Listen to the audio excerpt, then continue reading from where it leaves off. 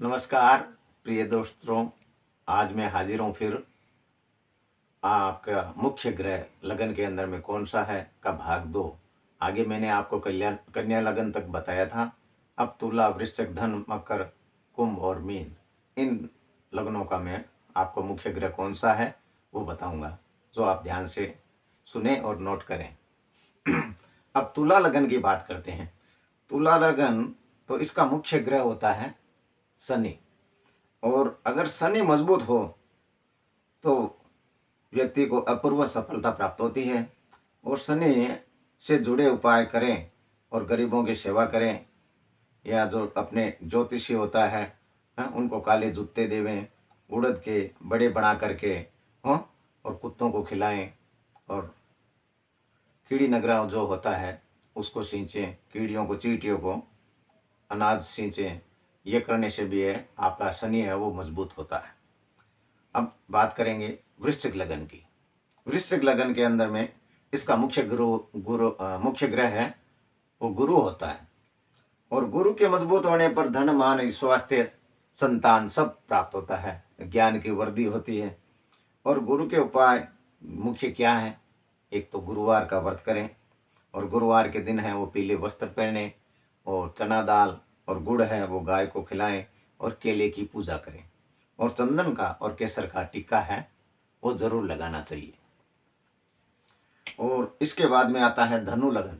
धनु लगन के अंदर का मुख्य ग्रह है वो मंगल है, और इस लगन में सारी शक्ति है वो मंगल के पास होती है।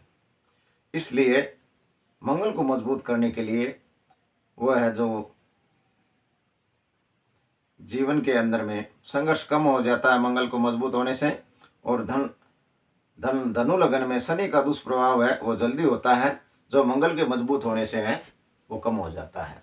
इसलिए मंगलवार का व्रत करें, सुंदरकांड का पाठ, हनुमान जी का पाठ, हनुमान चालीसे का पाठ ये करें, और पास में एक हमेशा लाल रुमाल है वो रखनी चाहिए। और अब इसके बाद में मकर लगन की बात करते हैं। तो मकर लगन में इसका मुख्य ग्रह है वो शुक्र होता है, और शुक्र जब मजबूत हो तो विद्या, धन है, कैरियर, ये सब के अंदर में वो लाभ देता है।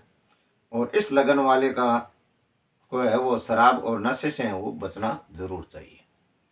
और शुक्रवार को सफ़ेद वस्तु का दान करें, सफ़ेद वस्त्र पहने, मोती पहने, हैं, ये करना चाहिए। अब आगे की बात है वो कुंभ लगन में होगी। और कुंभ लगन वालों का मुख्य दो ग्रह होते हैं, एक बुध होता है, एक शुक्र होता है। इसके अंदर अगर शुक्र है वो ज़्यादा बलवान होता है, महत्वपूर्ण होता है। इसलिए शुक्र है अच्छा होगा तो नाम, यश, कीर्ति सब मिलेगा। व्यक्ति है वो कैरियर में नई ऊंचाइयां छुएगा। और शुक्र से जुड़े उपाय करने चाहिए। सफ़ेद वस्त्र पहनो, सफ़ेद वस्तु का दान करो, खीर वगैरह बना करके विष्णु भगवान को भोग लगाओ, ये काम करने चाहिए। अंत के अंदर है वो मीन लगन की बात आती है। मीन लगन वालों का मुख्य ग्रह है वो चंद्रमा होता है। इसलिए लगन की सारी ताकत उस चंद्रमा के पास में होती है, और चंद्रमा है वो मन का कारक होता है। इसलिए मन में जितना आत्मबल बढ़ेगा चंद्रमा मजबूत होगा।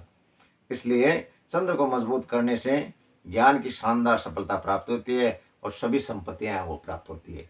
इसलिए सोमवार का व्रत करें, हाँ, और शिव की आराधना करें, ये बात है।